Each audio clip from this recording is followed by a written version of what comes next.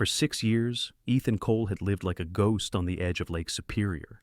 And on the night he finally decided he was done fighting, something on 4 legs came scratching at his door. The January storm over Marquette, Michigan was not just bad weather. It was a full-on siege. Snow drove sideways in blinding sheets, rattling the windows of the old bait shop Ethan had turned into a half-finished cabin. Wind screamed off the frozen lake, whipping loose shingles and moaning through every gap in the warped wood. The power had gone out an hour ago. The only light came from a single oil lamp on the table and the dull orange eye of the wood stove, steadily losing its fight against the cold. Ethan sat in the dark with a foreclosure notice in his hand and a bottle of cheap whiskey within easy reach. He was 39, but looked older, like someone had carved extra years into the lines around his eyes. The lean, coiled strength of a Navy SEAL was still there, under the flannel shirt and thermal pants, but it was buried under months of bad sleep and worse memories. His black hair was too long, his beard rough and uneven, like he'd started shaving and then forgotten why halfway through. The letter on the table was simple, clinical, and merciless. Notice of sale. Final date of occupancy. Failure to remit. In 3 weeks, the bank would take the building. The bait shop his father had bought, the dock where Ethan had learned to swim in water cold enough to burn, the last piece of anything that felt like home. Gone. It should have hurt more than it did. Mostly he just felt tired. He'd failed at civilian life the way he'd failed at everything since that night in Syria. The night a drone strike he'd called in hit the wrong warehouse. The footage had played on news loops for weeks. Smoke, fire, and the sickening revelation that the coordinates the intel boys sent him were wrong, that the munitions cache was an aid station staffed by local volunteers. They'd called it a tragic error, a fog of war incident. Ethan's brain didn't use those words. His brain only knew one: murderer. The Navy had quietly retired him with full honors and a closed-door reprimand. The talk shows moved on. The country forgot. He never did. Now, with the bank letter staring up at him and the wind clawing at the walls, the idea of walking down to the frozen shoreline and just lying down, letting the cold do what it was so good at, didn't feel like a nightmare. It felt like relief. He slid the notice aside and reached for the bottle. That was when he heard it, a faint scratch at the door. He froze, the whiskey halfway to his lips. The wind howled. The lake groaned somewhere beyond the snow-choked windows. Then it came again. Scratch, scratch. Not the random rattle of a loose board, not the heavy thud of drifting ice. Something alive, something persistent. Ethan's muscles moved before his mind caught up. Training, buried but not dead, resurfaced in the smallest ways. He set the bottle down. His hand closed around the flashlight on the table, thumb finding the switch like it had been doing it every day. 3 strides took him to the door. For a moment, he just stood there, palm resting on the cold metal latch, listening. The storm screamed on the other side. Under it, a low, uncertain whine threaded through the noise. He opened the door. The wind slammed into him like a physical blow, throwing fine needles of snow into his face, snatching his breath away. The beam from his flashlight cut a narrow tunnel through the whiteout. Something dark and low to the ground staggered on the top step, half covered in snow. It was a German shepherd. He was big, even half collapsed.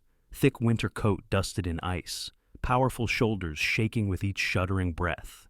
One ear stood alert, the other bent at the tip, scarred and pale. His front right leg was lifted off the ground, paw tucked in against his chest in a tight, protective curl. But it was his eyes that stopped Ethan cold. Amber, clear, focused on him with a kind of desperate, intelligent intent that didn't look like simple fear. The dog tried to stand straighter, as if ashamed to be seen weak. His legs bowed. He swayed. "You picked one hell of a night," Ethan muttered. The words came out rough, a voice he barely recognized. He didn't think. He simply moved. He dropped the flashlight into the snow, stepped forward into the screaming wind, and hooked his arms under the dog's chest and haunches. The shepherd was heavier than he looked, but Ethan hauled him inside in one smooth, practiced motion, kicking the door shut behind them with a solid thud that cut the storm down to a muffled roar. Snow spattered the floorboards, quickly melting in the relative warmth. The dog collapsed onto his side, chest heaving. Steam rose from his fur. Ethan's hands that hadn't touched another living creature in longer than he cared to admit, automatically found pressure points, checking ribs, spine, joints. Hypothermia, minor cuts along the pads. The right paw was worse, sliced by something sharp, painful, but fixable. It was only when his fingers brushed the dog's collar that his breath caught. Not because of the collar itself. That was just worn leather, cracked and dark with age. Because hanging from it, on a short piece of paracord, was a coin. A round brass challenge coin, edges worn, emblem faded by years of being turned over in nervous fingers. Ethan didn't need light to see the design. He knew it by touch, a trident, a skull. The motto of SEAL Team 4 stamped in a circle.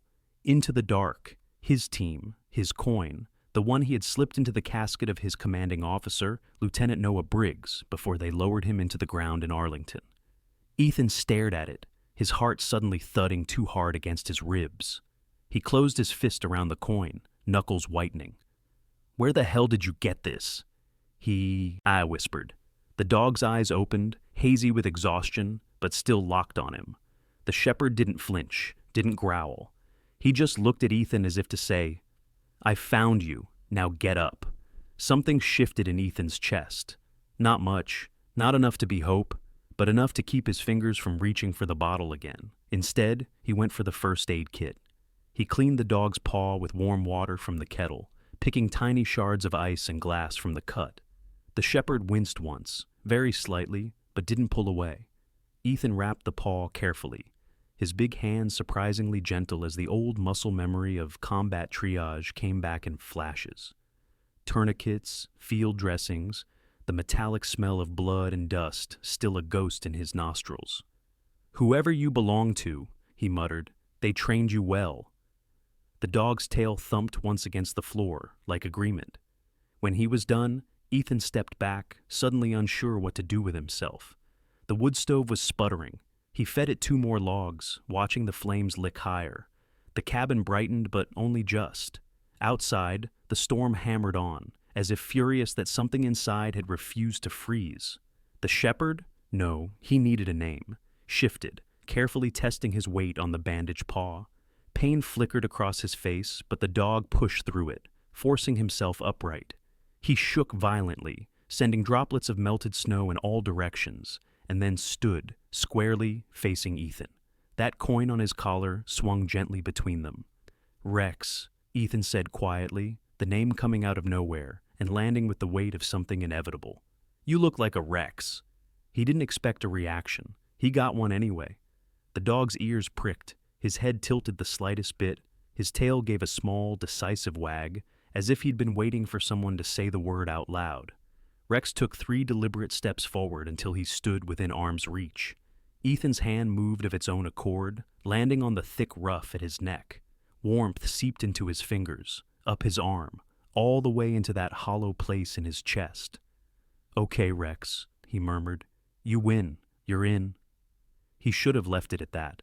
A strange, half-frozen dog on a terrible night, carrying an impossible coin like some kind of cruel joke from the universe. But something about the way Rex kept glancing at the door, then back at him, set Ethan's teeth on edge. This wasn't a dog looking for shelter. This was a dog on a mission, furious at his own injured paw for slowing him down. And he'd brought an order. The brass coin in Ethan's hand felt suddenly heavier. He turned it over. On the back, beneath the trident and the skull, something new had been scratched into the metal with rough, uneven strokes. A set of numbers, not coordinates. They didn't look like any grid he knew, not a phone number either. It took his sluggish brain a moment to place the format. A storage unit, in town, row, building, door. Cold washed through him, in a way that had nothing to do with the storm. He hadn't been back to Marquette proper in months. The storage facility on the edge of town was where his father had kept extra boats and old fishing gear. Ethan had given up that unit a year ago when the money started to run dry, but he hadn't cleared it out himself. He'd mailed the key back, told the manager to sell whatever was inside. So how? Rex whined softly as if sensing his hesitation. Then he did something that made the hair on Ethan's neck stand up. He walked to the door, sat down in front of it, and waited. The storm roared. The lake groaned. The foreclosure notice fluttered in a gust from beneath the door. Outside, the temperature was dropping toward lethal. The roads would be a mess. No one sane would willingly drive into that. But Ethan had stopped considering himself sane a long time ago. He looked at Rex, at the coin, at the scribbled unit number. Then he grabbed his coat. "Of course," he muttered. "Of course you show up now." He shrugged into the heavy parka hanging by the door, pulled on his gloves, and snatched his truck keys from the nail where they'd hung untouched for weeks. Rex rose as soon as Ethan touched the latch, favoring his right paw but clearly ready. "You're insane," Ethan told him. Rex's stare said, "Takes one to know one." It tuit buses astis. The storm hit them like a wall the second they stepped outside. Snow had piled in drifts against the side of the bait shop, half burying Ethan's old Ford. He dug out enough to wrench the door open and get the engine coughing to life, the exhaust curling up in a pale ghost against the night. Rex hesitated only long enough for Ethan to pat the seat. "Up." The shepherd climbed in, bandage paw careful on the cracked vinyl, and sat straight in the passenger seat like he'd done it 1,000 times. Ethan pulled onto the road, or what passed for a road now. The world beyond his headlights was a swirling tunnel of white. The tires slipped, caught, slipped again. Every instinct in him screamed that this was stupid, reckless, suicidal. Another instinct, older and sharper, whispered, "Mission briefed, execute." The storage facility loomed out of the white like a ship breaking through fog. A long row of metal doors, half invisible under the clinging snow. Security cameras blind and glassy in their housings. The front office lights were dark. The gate stood open, chain bent back like someone had forced it hours before. That made Ethan's shoulders tense. He turned the truck in slowly, low beams cutting through the curtained snow. "Which one?" he asked. He wasn't expected an answer. Rex gave one. He leaned forward, nose almost touching the windshield, ears pricked toward the far end of the row. A low growl rumbled in his chest, not of fear, but urgency. Ethan parked near the last units, leaving the engine, running. Snow slapped at his face as he stepped out. Rex hit the ground beside him with a heavy thump, barely favoring the injured paw now. The numbers scratched into the coin glowed in his mind as he walked. Building C Unit 27. The roll-up door had a different lock than the others. Newer, shiny brass, untouched by rust and salt. Ethan's gut dropped. He knew that lock. He'd issued a dozen of them himself over the years, whenever the unit needed to stash gear off-book between deployments. Military-grade padlocks, civilian exteriors, hardened guts. Briggs had been the one who'd insisted on them. Noah. Ethan reached into his pocket before he even realized why. His fingers brushed cold steel. A simple key he'd kept on his ring out of habit, never quite able to remember what it had once been for. The teeth matched the lock. Another impossible piece. The wind howled. He slid the key into the lock and turned. The shackle snapped open. He rolled the door up. Cold air rushed out at him from the dark interior. Not the damp chill of forgotten fishing gear. The cleaner, metallic cold of concrete and electronics. Ethan clicked on his flashlight.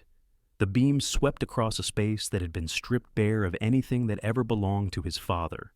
At the back of the unit, occupying almost the entire rear wall, was a steel cabinet bolted to the concrete floor. A single folding chair sat in front of it. On the chair, sealed in clear plastic to keep away damp and dust, was a rugged black laptop case and a thin envelope with his name scrawled across the front in a handwriting he hadn't seen since the funeral. Noah Briggs. Ethan's throat closed. He stepped inside on legs that didn't quite feel like his own. Rex stayed at his heel, pressed close, as if physically holding him up. He peeled the plastic away with numb fingers and tore the envelope open. A single sheet of paper slid out. "Cole, if you're reading this, the world did what I expected, and you did exactly what I was afraid you'd do. Disappear. I can't stop what they're going to do to you. I couldn't even stop what they did to me, but I can give you this, the truth. It's in the drive inside the case, not the first drive, the second one, behind the false panel. You'll know it when you see it. Do not open it from a house, a library, a cafe, or anything with a normal router. You open it from here or from somewhere you can walk away from when it starts to burn. I tried to fight them from the inside. They used you as the scapegoat when I got too close. I'm sorry. You were never the monster, Ethan. We both know who is. When it's time, Rex will find you. Briggs. His vision blurred halfway through.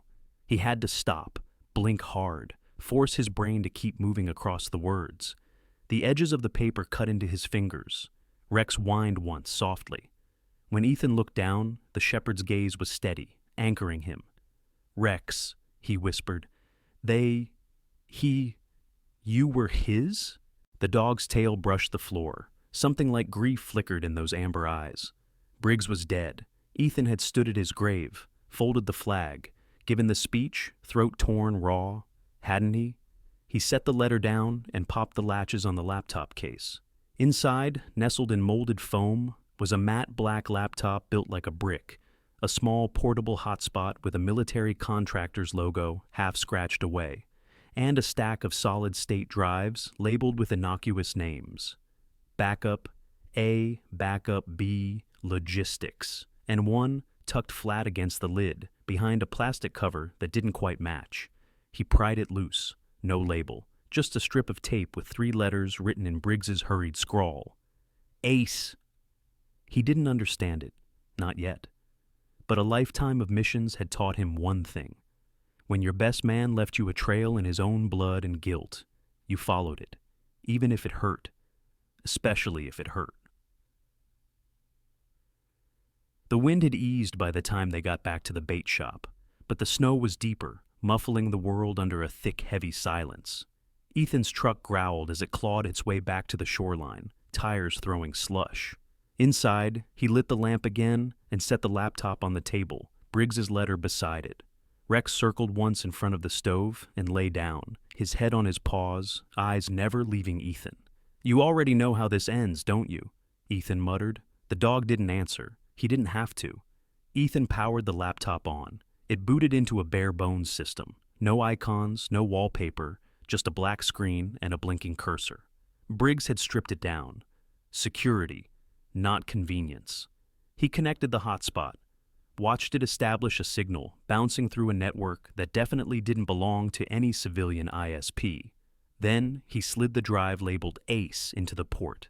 The cursor paused. Lines of text began to crawl across the screen. Commands executed. Directories opened. A password prompt appeared. Access phrase. Beneath it, a hint. First name, last word. Ethan stared at it, hearing the echo of a voice in his head. Briggs on that last video chat before the Syria op, signing off with a crooked grin. Into the dark, Cole, we go together. The last word. He typed it. Dark. The screen flickered. For a second, he thought he'd guessed wrong. Then a progress bar appeared. Decrypting. He watched it creep from left to right, each percentage point a heartbeat. Rex shifted once, nostrils flaring, ears flicking toward the window, as if he heard something far beyond the walls. When the bar hit 100, the laptop beeped, soft and final. The screen filled with files, hundreds of them, financial ledgers, email chains. Scans of contracts between the Department of Defense and a private firm whose name made Ethan's stomach lurch. Archer Coleman Enterprises. ACE. He'd seen their logo before, on the hover drones humming over their heads in Syria, on the armored trucks escorting convoys in and out of the city. A logistics and technology company, the reporters had called them. A trusted partner in modern war. He opened the first ledger, columns of numbers, dates, locations. A neat line of payments from ACE to a subsidiary he didn't recognize. Another line from that subsidiary to a foreign shell corporation. Another from that shell to an account linked to a man Ethan knew all too well. A politician who'd made a name for himself railing about patriotism and sacrifice on the cable news circuit. And in a side column, almost casually, a series of notes. Media deal confirmed, appropriations secured, casualty spikes tolerated. His jaw clenched. The emails were worse. Messages between executives talking about managed outrage and profitable escalation. Casual references to steering targeting packages toward locations that would generate useful headlines when accidental tragedies occurred. The cold, clinical way they talked about human beings, civilians, volunteers, soldiers, as numbers and leverage. And in a folder marked SYR-17, he found the strike. His strike. The one that had shredded his career and gutted his soul. The original coordinates, the ones Briggs had briefed him on. A warehouse on the far edge of the city, away from known civilian infrastructure. Then, 6 minutes before launch, another file. An override. New coordinates, approved through an ACE channel, authorized by someone in their targeting division. A quick, clean switch masked in a routine update. The system had logged it. Briggs had downloaded the log. Someone had tried very hard to delete it later. Not hard enough. Ethan's hands shook. He'd spent 6 years drowning in the belief that his mistake had killed those volunteers. It hadn't been a mistake. It had been a decision. Made for him. Above him. Using him. His fingers dug into the table so hard the wood creaked.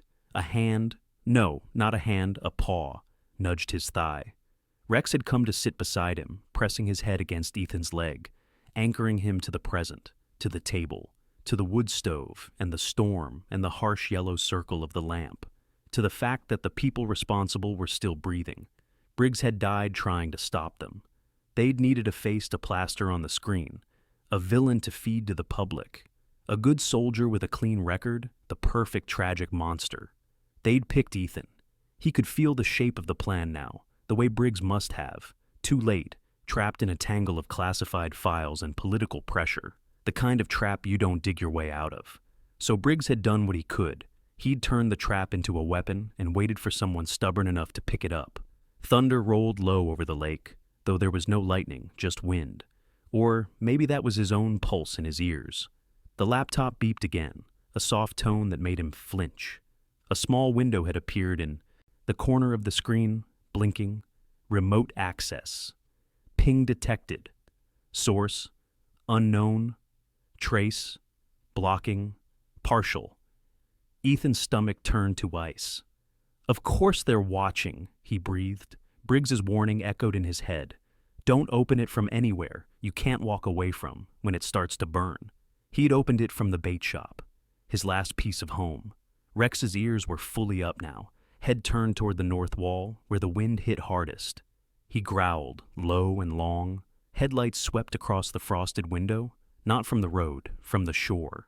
Someone had come in quiet, lights off until the last minute, slipping along the frozen edge of the lake where no sane driver would risk getting stuck. Professional. Ethan snapped the laptop closed. The room plunged into deeper shadow. He grabbed Briggs's letter, the ace drive, and the coin in one motion and shoved them into an inner pocket. Rex, he said softly. Down. The shepherd slid under the table, body pressed flat, invisible in the gloom. Ethan killed the lamp. The world contracted to sound. Gravel crunching under tires. An engine ticking as it cooled. Soft mutters as doors opened and closed. Boots on snow. More than 2. Less than 10. A delicate insect-like whine threaded through the air above the storm, almost too high to hear. Drone. They weren't just here to knock on his door and talk. They were scanning. He moved through the dark with the easy, silent grace they had beaten into him in Coronado, every floorboard mapped in muscle memory. His fingers found the shotgun by the door, then slid past it to the older, colder weight hanging on the peg above, his father's rifle. A battered .30-06 whose wooden stock fit against his shoulder like a handshake. Not the weapon he would have chosen for a mission, but the weapon he had. He chambered around, the click lost under a gust of wind. Outside, a voice called out, overbright and friendly. Mr. Cole, this is Officer Merritt with County Sheriffs. We got a report that you might need help. Mind if we step in, make sure you're all right? Ethan leaned against the wall beside the door and closed his eyes for one heartbeat. They always started that way. Smiles and concern. A pretense of normal. Then the real work began. He took a breath, felt it settle in his chest, steady and deep. The man who'd been ready to walk into the lake 10 minutes ago was gone. In his place was the operator who'd gone into villages at 3 a.m. and come back out with everyone breathing, except the ones who didn't deserve to. Rex, he whispered. The dog's eyes caught a sliver of light, twin embers in the dark. Remember what Briggs wrote? Time to fight them from the outside. He didn't need Rex to understand the words. He just needed him to stand when he did. He didn't open the door. He stepped out the back instead. The bait shop had 2 exits. His father's paranoia about fires and drunks paying off years later. Ethan slid into the narrow gap between the building and the scrubby line of pines, moving low, keeping the wind at his back. Snow stung his face, his eyelashes crusted in seconds. He blinked it away and listened. 3, 4 sets of boots crunching around front. One hanging back, heavier, pacing more slowly. The watcher, the one calling the shots. The drone's whine shifted overhead as it looped. He froze under the sagging eave, letting his heartbeat sink with the waves pounding under the ice. Then he tapped his thigh, once. Rex slipped out beside him, a gray-black shadow against the snow, blending with the night. The bandaged paw barely slowed him. His breath puffed white. His ears swept the darkness. Circle, Ethan breathed. The shepherd vanished into the storm. Ethan moved. He ghosted around the far corner, keeping the bulk of the building between him and the headlights. The shapes out front were just silhouettes from here. Bulky parkas, hoods up, rifles held low but ready. Not sheriff's department issue, too sleek, too uniform. Ace's private security, of course. The watcher stood near the truck, a big SUV with no markings, plates half obscured by snow. He was taller than the others, shoulders broad under a heavy coat that probably had ceramic plates hidden inside. He wasn't holding a weapon. He didn't need to. This was a man used to giving orders, not carrying them out. As Ethan watched, the man lifted a gloved hand. "Cole!" he shouted, voice cutting through the wind with the cold confidence of someone who expected obedience. "We're not here to hurt you. We just need to chat. You opened something you shouldn't have. We're here to help you make that go away." Ethan raised the rifle, eyes sliding down the iron sights. He didn't fire, not yet. He took aim instead at the drone buzzing overhead, just visible as a dark, darting shape against the snow-churned clouds when the headlights struck it at the right angle. He calculated the wind, the drift, the drop, all in a heartbeat. Then he squeezed. The rifle kicked. The shot cracked like a whip, echoing off the lake and into the black trees. The drone coughed sparks and dropped, a smoking bug falling from the sky to vanish in the drifts. Men shouted. 3 rifles swung toward the sound. Ethan was already moving, cutting sideways, using the snow and dark as cover. He fired again, not to hit flesh, but to punch a neat hole in the SUV's front tire. The rig sagged with a hiss. "Contact left!" someone yelled. They scattered, scrambling for cover that didn't exist on the wide, open stretch of icy ground between the bait shop and the lake. The watcher stayed where he was. Interesting. "Cole!" he called, unruffled. "You know how this works. We can do it the easy way or the hard way. The court-martial didn't break you. Maybe prison will." The name hit like a slap. Memories flashed. Windowless rooms. Hard. Chairs. Men in uniforms who wouldn't look him in the eye. Rex's growl rolled out from the tree line. Warning and promise. Ethan stepped out from behind the corner at last. Rifle leveled, but pointed at the snow a foot in front of the watcher's boots. "Funny thing," he said, voice flat.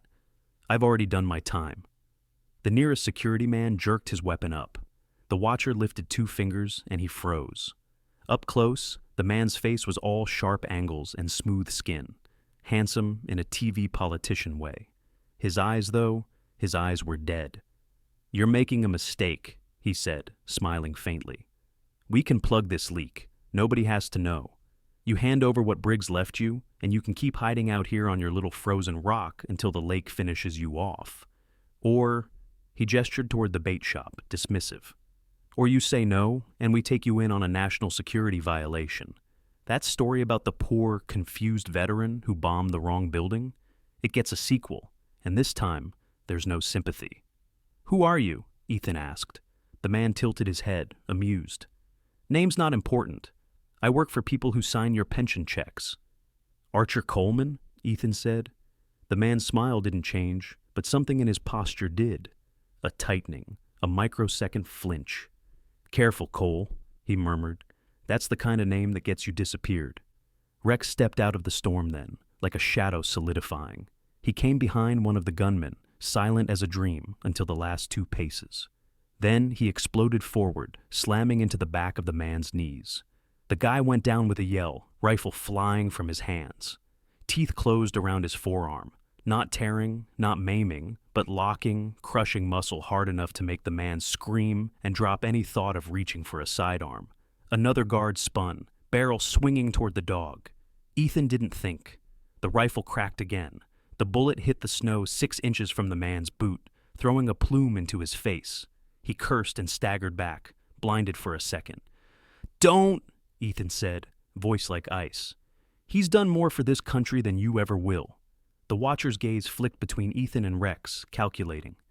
"You can't win this," he said calmly. "There are more teams on the way. You're a dead man walking, Cole. Don't make us cut you down like a rabid dog." Ethan stepped closer, snow squeaking under his boots. "You picked the wrong metaphor," he said. "That rabid dog is the only reason I'm still breathing." Something like annoyance flashed in the man's eyes. Then he sighed. "Fine," he said. "Have it your way." His hand dipped into his coat. Ethan's finger tightened. Rex moved first. The shepherd released the arm he'd been holding and lunged, a gray blur in the storm. He hit the watcher full in the chest, teeth snapping inches from the man's throat, driving him backward into the side of the SUV. The man's hand cracked against the metal, and the small device he'd been reaching for, not a gun, Ethan realized dimly, but a remote of some kind, flew from his fingers, skittering across the ice. It slid to a stop under the SUV, red light blinking. Ethan's stomach dropped. "Rex, off!" he barked. The dog obeyed instantly, dropping away and back, hackles high, teeth bared. Ethan dived. He snagged the remote just as the watcher scrambled for it, both of them hitting the ground in a tangle of limbs. The man's knee slammed into Ethan's ribs hard enough to drive the breath from his lungs. "You don't know what you're playing with," the watcher hissed. Ethan rolled, using his weight, his training, the slick treachery of the ice. He came up on top, knee in the other man's chest, remote clutched in one hand and rifle in the other. "I'm a fast learner," he rasped. His thumb hovered over the button. The watcher's eyes went wide for the first time, fear breaking through the cold mask. "Don't," he snapped. "You'll bring the whole place down." "What place?" Ethan demanded. The man's lips pressed together. Ethan shifted his weight, just enough to make the man gasp. "Under the aid station," the watcher ground out. "Under the city. Under all of it. You think that warehouse in Syria was the only one? You think we'd risk everything on one building? The world runs on stories, Cole. On images. On outrage. We feed it. We manage it. We own it." He bared his teeth in something that wasn't quite a smile. "Briggs thought he could outplay us. He was wrong. You're wrong, too. You press that button, and you light up a network you can't even begin to understand. You won't just die. You'll start a war." Ethan stared down at him, chest heaving. Snow fell on them both, soft, deceptive, as if the world wasn't balancing on the edge of a trigger. Rex stood to the side now, watching, every muscle coiled. "You already started it," Ethan said. He didn't press the button. He turned it instead, and tossed it to Rex. The shepherd caught it delicately between his teeth, then trotted toward the lake. "Drop," Ethan ordered. Rex walked to the ragged edge where ice met heaving black water, jaws tightening just enough to crack the plastic casing before he spat it out. The remote slid over the ice and disappeared with a small splash into the freezing depths. The watcher made a strangled sound. Ethan leaned down, locking eyes with him. "You're right about one thing," he said quietly. "This is bigger than me. That's why you're walking away." The man blinked, disoriented. "You won't kill me?" he spat. "Coward." "You'd like that," Ethan said. "Dead men are easy to spin. You turn them into saints or devils, depending on what the poll numbers need. But a live whistleblower with proof you can't erase? That's harder." He jerked the man's collar up, hauling him close. "You're going to go back to whoever signs your checks," he murmured. "You're going to tell them something went wrong, that the files are loose, that you don't know where. And while they're tearing their own house apart trying to find them, I'm going to give them to someone who doesn't care whose campaign fund gets burned." The watcher's eyes flicked involuntarily toward the bait shop. "You already copied them," he realized. Ethan's silence was answer enough. Sirens wailed in the far distance, faint but growing. Real sirens this time, county sheriff, maybe state police, maybe federal, if Briggs's drive had tripped the right wires on the right servers before Acey's watchers cut the feed. Time was done. Ethan shoved the watcher away, sending him sprawling into the snow. "Call your boys off," he said. "Walk away. You shoot at that dog again, I reconsider letting you keep breathing." Rex's teeth gleamed in the headlights as if to underline the point. The watcher stared up at him, chest heaving, for a long, dangerous moment. Then he laughed, soft, ugly. "You think this ends with a story and a few orange jumpsuits?" he said. "You're adorable." "That's okay," Ethan said. "Rex thinks you're lunch." The man's gaze flicked to the shepherd, who did, in fact, look perfectly capable of chewing through a throat if politely asked. He raised his hands. "Stand down," he snapped to his men. "Back to the vehicles, we're done." One of them opened his mouth to protest. The watcher's glare cut him off. They piled into the SUV, engine roaring. The shredded tire flapped uselessly as the vehicle lurched into motion. They wouldn't get far like that, not in this snow, but they'd get gone. That was enough. For now. Ethan watched them go, the rifle hanging loose in his hand, the storm closing around their taillights until they were nothing but a smear of red swallowed by white. Then he realized his knees were shaking. He sank down onto the snow, suddenly boneless. Rex pushed against him, solid and warm, leaning his weight into Ethan's side. "Good boy," Ethan whispered, fingers tangling in the shepherd's fur. "You found me. You dragged me back. You stubborn, crazy boy." Rex huffed, breath clouding the air, and nudged his forehead under Ethan's arm until Ethan's hand rested on his neck like it belonged there. The sirens were closer now. The bait shop was still standing, for the moment. The Ace drive was still in his pocket. Briggs's letter still burned against his chest. He could run. Disappear again. Find a different frozen lake in a different lonely town. Or, he looked at Rex, into those clear, steady amber eyes. "We're done hiding," he said. Rex's tail thumped once. Decision made. The fallout came faster than he expected. He didn't tell the local deputies everything that night. He told them enough, that armed men had tried to force their way into his house, that he'd fired warning shots, that they'd run. The SUV with the shredded tire and the smoking wreck of a drone in the ditch down the road did most of the talking for him. Ace's people vanished before the state troopers arrived. The watcher left no name, no badge, nothing traceable. Ethan hadn't expected him to. It didn't matter. He had something better. 2 days later, in a cheap motel an hour inland, neutral ground, far from both the lake and his father's ghost, he sat across from a woman whose writing he'd read even in the darkest weeks, when everything else blurred. Her name was Avery Lane, investigative journalist, the one who'd pulled the curtain back on a contractor skimming fuel money off Afghan convoys, the one who'd written, in quiet, devastating prose, about the cost of sending the same few units back to war, again and again, while the rest of the country shopped. Her eyes were tired. Her notebook was full. Her phone was turned off, battery removed. Rex lay at Ethan's feet, head on his boots. "Why me?" she asked, not unkindly, when he slid the Ace drive and Briggs's letter across the table. "Why not go to JAG, IG, your congressman?" "Because I've seen what happens to reports that go through the proper channels," Ethan said. "They disappear. People who file them disappear. Or they get promoted sideways into an office with no windows until they forget why they wrote them in the first place." He swallowed. "Briggs trusted you. That's enough for me." Her brows rose at that. "You knew him?" she asked. "Not like I thought," Ethan said. "Turns out he was fighting a war on 2 fronts and never told me about the second one." He told her about the unit, about Briggs, about the aid station and the coordinates, about the storage unit and the letter, about the watcher and the remote, and the threat buried under the city. He didn't dramatize, didn't embellish, just laid the bones of it out, one after another. Avery wrote, and listened in the way only people who have seen too much of the world's ugliness can, with a set jaw and a soft, dangerous light in her eyes. When he finished, the room was quiet except for the hum of the heater and Rex's slow breathing. "You know they'll come after you," she said. "I know," he replied. "You know they'll try to discredit you, call you unstable, drag your record through the mud." "They already did," he said simply. Her gaze dropped to Rex. And him? Ethan's hand found the shepherd's ear. They come for him, he said, and that's the last mistake they ever make. Avery's mouth twitched. I can't promise you how this plays out, she said. Once this goes public, it's not mine anymore. Lawyers, editors, politicians, trolls, they all get a piece. Some days, it feels like throwing a match into a hurricane and hoping it lands somewhere useful.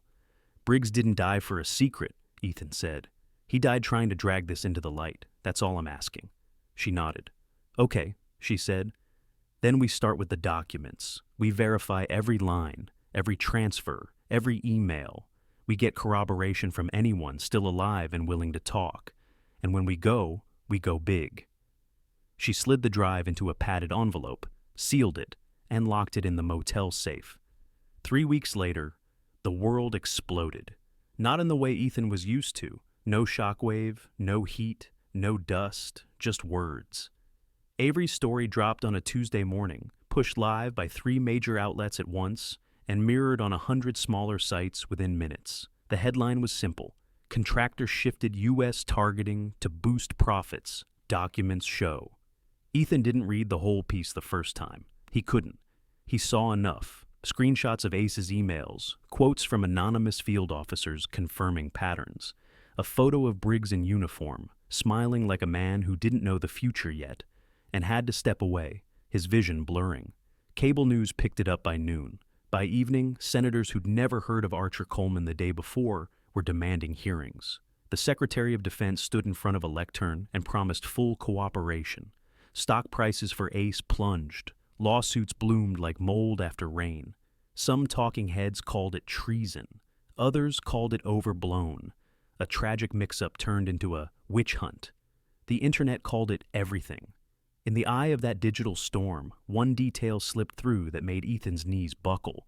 Avery had insisted on it. In paragraph 12, after laying out the scheme and naming the key players, she wrote, "The company's actions came to light only because of a cache of documents preserved by a late Navy officer, Lator Noah Briggs, and delivered to this reporter by a former SEAL he once commanded, Ethan Cole, who had previously been scapegoated for one of the strikes in question.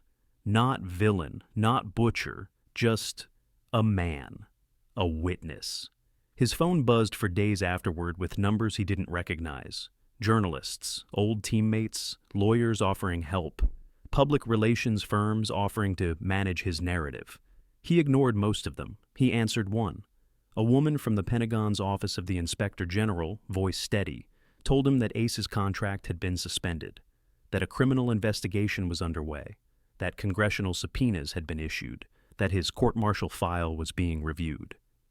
"Mr. Cole," she said, "on a personal note, my brother was in one of the units your team relieved on rotation. He always talked about the guys who came in after them like they were superheroes.